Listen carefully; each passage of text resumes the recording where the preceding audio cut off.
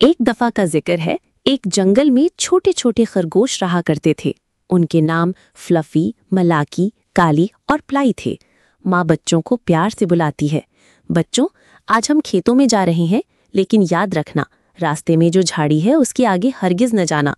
वहाँ किसान की तरकारियों का बाग है जो बहुत खतरनाक जगह है।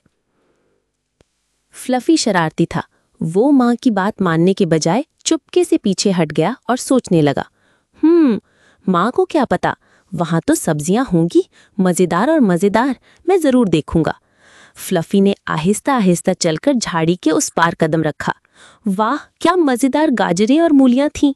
ये तो मजे का खजाना है, मुझे सब कुछ खा लेना चाहिए।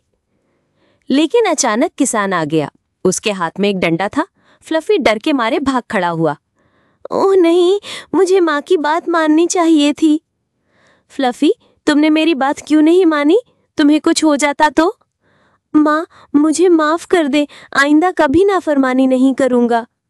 माँ ने फ्लफी को सीने से लगा लिया, लेकिन साथ ही कहा, बेटा, हमेशा बड़ों की बात मानो, नाफरमानी की सजा हमेशा नुकसान में मिलती है।